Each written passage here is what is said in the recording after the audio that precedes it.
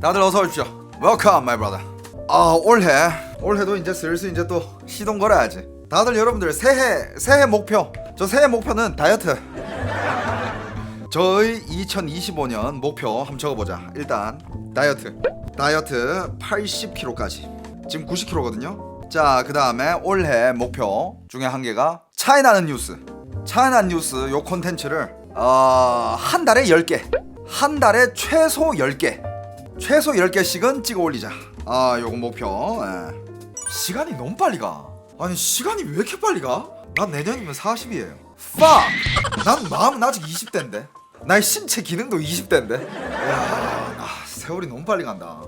여러분들 다들 신체 검사 받죠? 건강검진.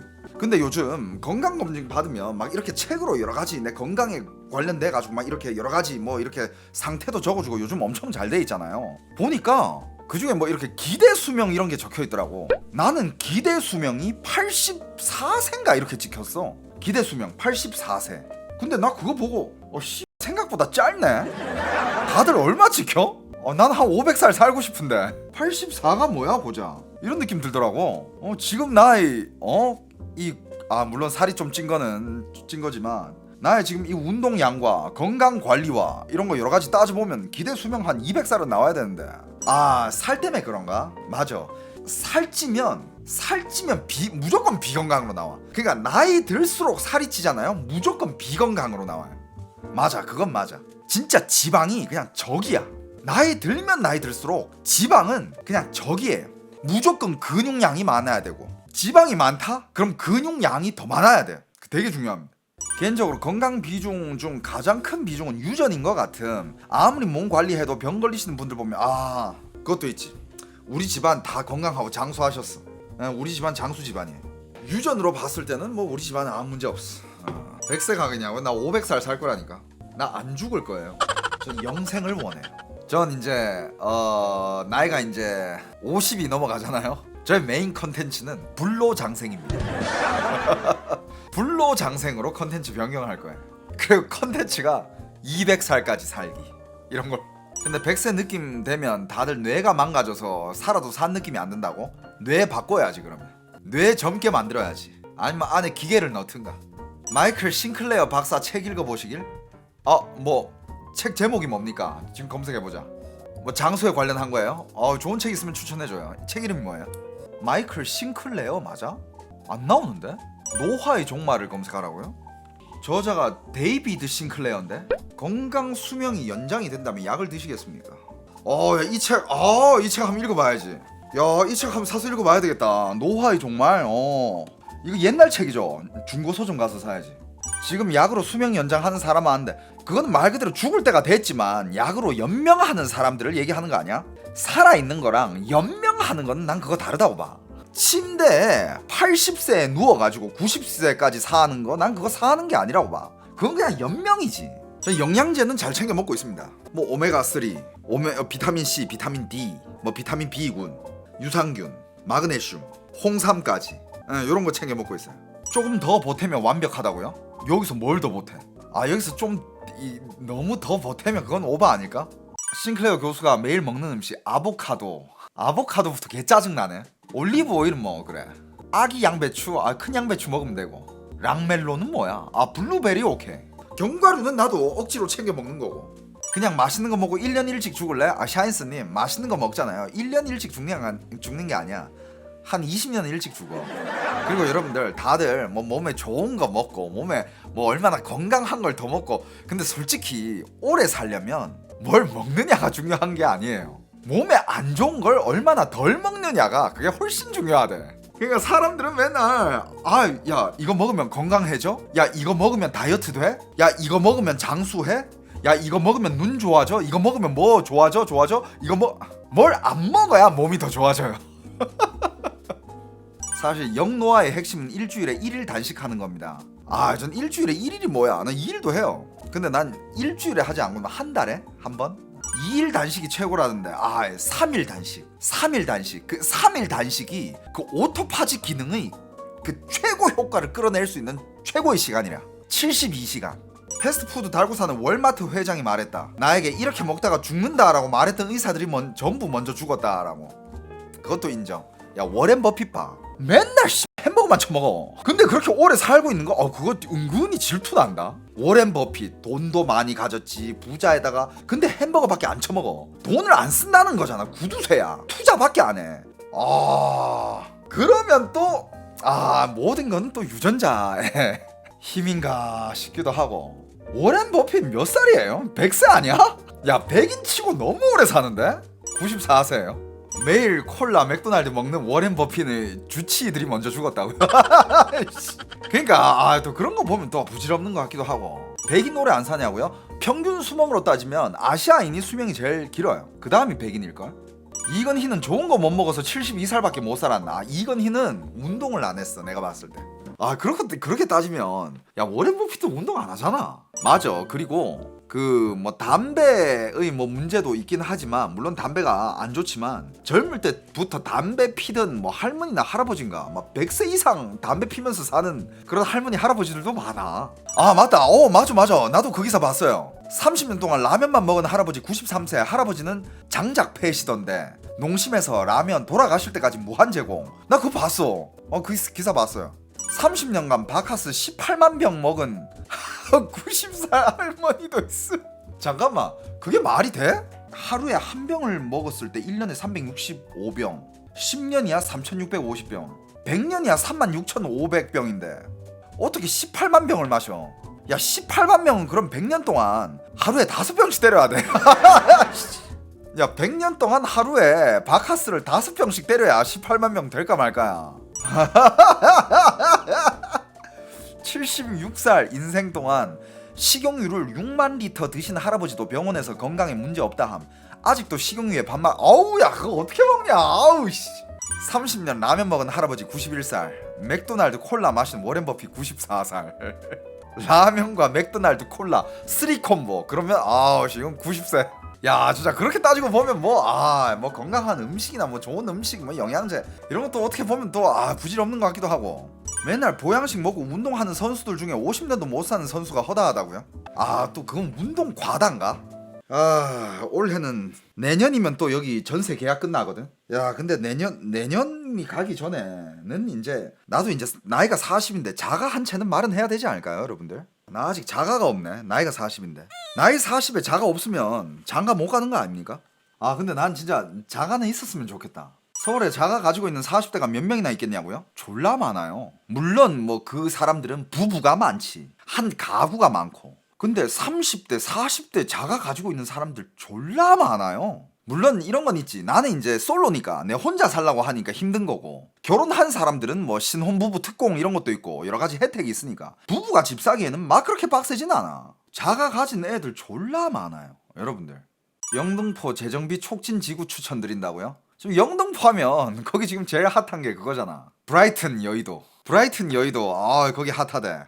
형 집 예쁘네요. 지금 이 집 있잖아. 내가 살고 있는 이 집도 내가 이사 올 때만 해도 이거 한 11억 정도밖에 안 했거든. 이거 지금 살려면 한 17, 8억 해. 올라가지고 그때 매수했어야 하네. 근데 그때는 내가 아직 어릴 때니까 2018년도 그때는 아직 집 살 생각이 없었지. 내가 굳이 왜 집을 살까? 근데 그땐 내가 부동산에 대해서 아무것도 모를 때야. 그때 내가 부동산이라 조금이라도 알았으면 그냥 그때 돈에 맞춰가지고 아무 집이나 한 개 사가지고 살았을 것 같아. 2017, 18년도 집값이 제일 쌌음. 내 말이 내가 2018년도에 여기 이사를 왔잖아. 근데 난 그때 집에 대해서 아는 것도 없었고 집을 사야 된다라는 생각을 한 적도 없었고 그때 시청자들이 왜 안 사고 전세 들어가냐고 했었지 않습니까? 그런 사람은 없었어. 그리고 여러분들 2026, 27, 28 이 3년 동안 집값 폭등을 한다는 얘기가 있던데. 왜냐면 서울에 공급이 없다며. 그래서 집값이 폭등을 한대. 그건 맞는 말이에요?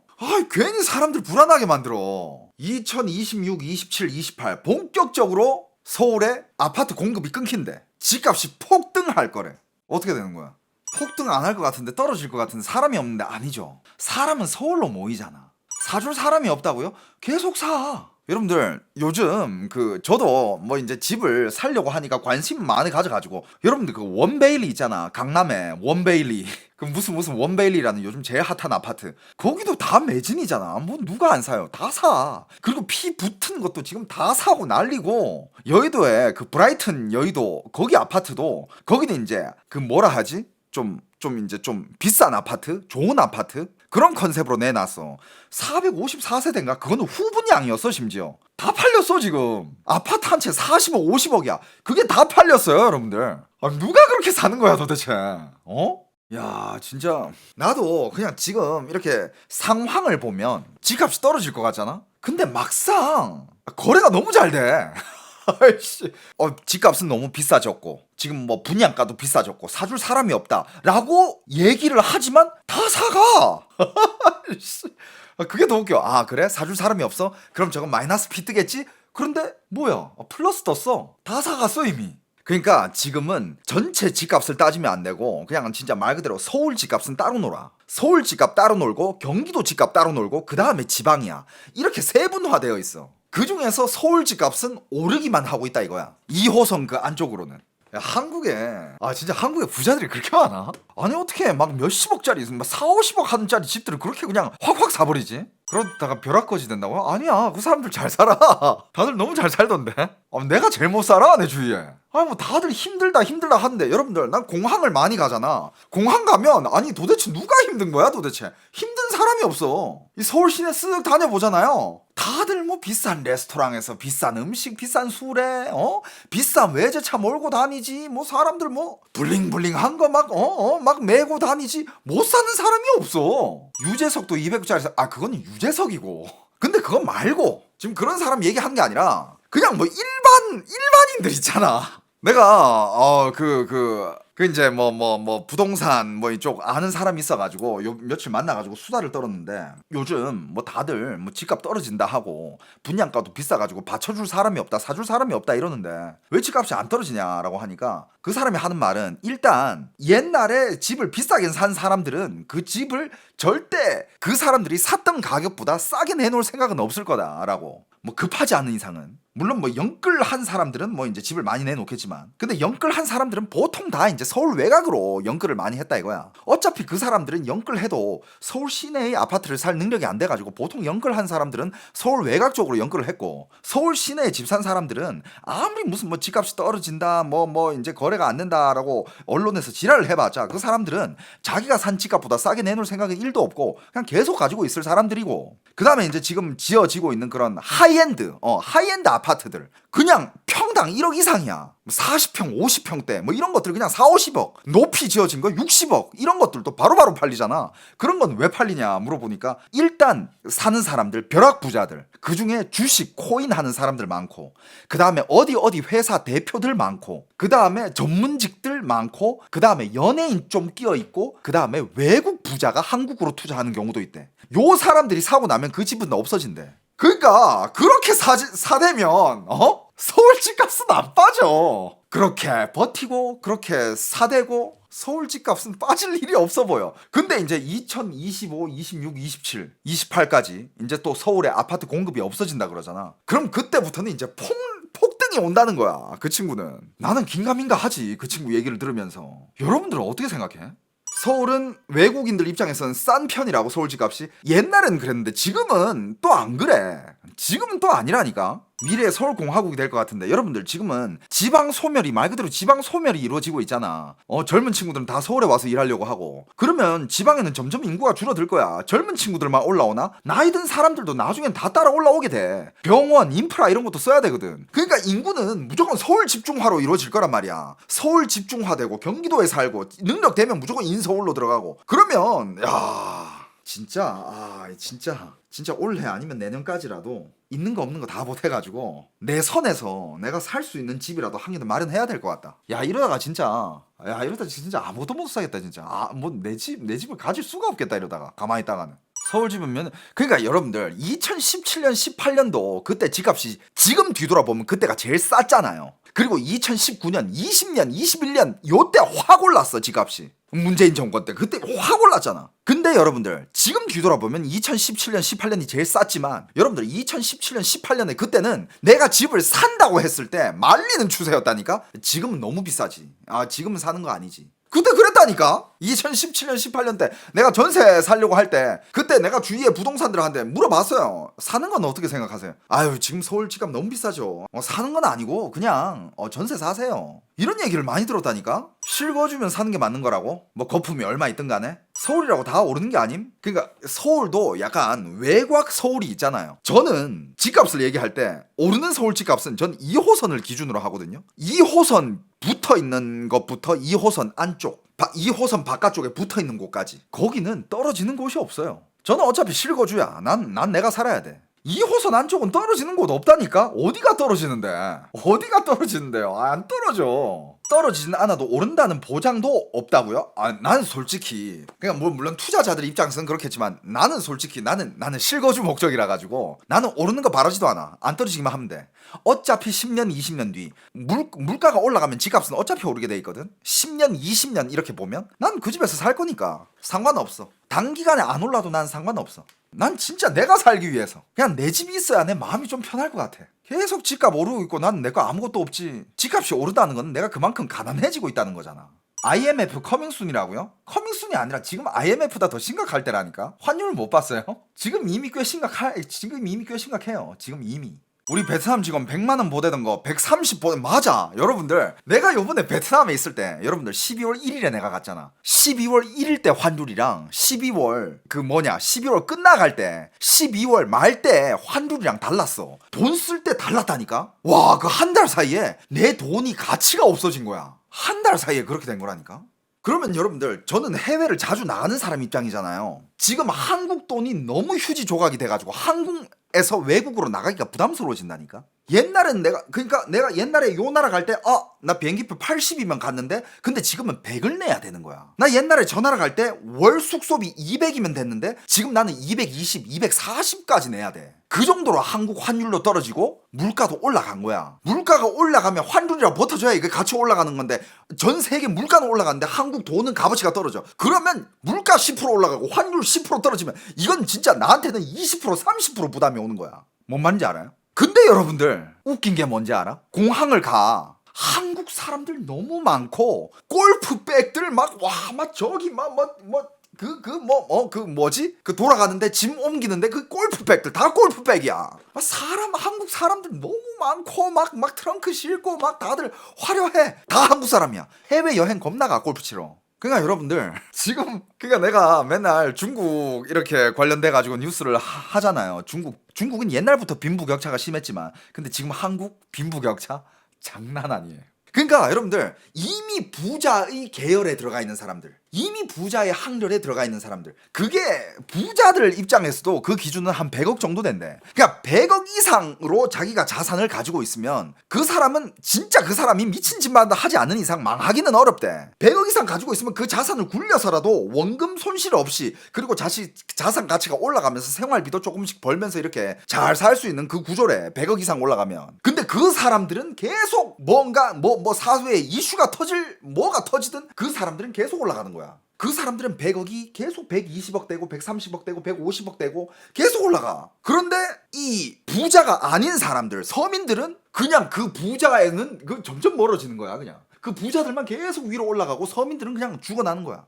제가 말하는 거는 순수 자산, 빚 빼고, 그러니까 말 그대로 현금 100억을 얘기하는 거예요. 부동산 100억이다. 부동산 가지고 있는 게 100억인데 그에 대출 50억 껴있다. 이런 거 아니고 말 그대로 순수 자산, 그러니까 현금 100억을 얘기하는 거야. 그러니까 그런 식으로 계속 빈부격차가. 근데 이렇게 이게 뭐든 간에 국제적인 이런 재난 사태가 일어나면 털리는 거는 서민들이에요. 여러분들은 계엄이 터지든 환율이 올라가든 여러분들 부자들은 신경도 안 써요. 계엄 터졌어? 그래 내일 우리 골프 쳐야 돼. 공항은 안 막았지? 환율 올라갔다고? 상관없어. 거기서 좀 비싸지는 거지 뭐. 내일 우리 이탈리 가나? 놀러 가는 거야. 그리고 여러분들 대한민국에도 하이엔드 숙박시설이 되게 많아. 우리가 알고 있는 5성급 호텔, 신라 호텔, 롯데 호텔 이런 것들은 그냥 말 그대로 5성급 호텔이지만 하이엔드 하이엔드라고 부르기는 힘들어. 근데 그런 하이엔드 중에서 유명하지 않은 아무튼 그런 숙박 시설들이 있어. 거기는 1박이 기본적으로 한 2, 300이야. 근데 그렇게 많이 알려지지 않고 독채에다가 완전 그냥 진짜 그 지역을 전체를 그냥 사가지고 운영되고 있는 그런 숙박 시설들이 꽤 있어요. 완전 하이엔드 숙박 시설. 5성급 호텔보다 좀 더 하이엔드된 5성급의 그 윗단계죠. 근데 여러분들 대한민국에도 그런 숙박 시설들이 꽤 있거든요. 그런데 여러분들 자리가 없어요, 여러분. 자리가 없어. 비숙이라는 게 없어, 그런 데는. 그러니까 1박에 2, 300을 줘. 근데 부자 입장에서는 야, 이거 해외 가서 가면 이런 데는 1박에 5, 600짜리야. 한국에 이런 데가 생겼다고 2, 300이야? 야, 싸다. 거기 가자. 이렇게 된다니까. 그러니까 여러분들 한국이 부자들은 득실득실해. 근데 와, 이게 뭐가 야, 진짜 그런 거 보면 진짜 현타 와요. 진짜. 아무튼 뭐 이런 여러 가지 잡담들 또 뭐 올해 한 해 동안 우리 함께 수다 떨면서 잘 보내보자고요. 오케이? 다들 새해 복 많이 받으시고 방에 계신 모든 분들 다들 새해 복 많이 받으십시오. 다들 새해 복 많이 받으세요.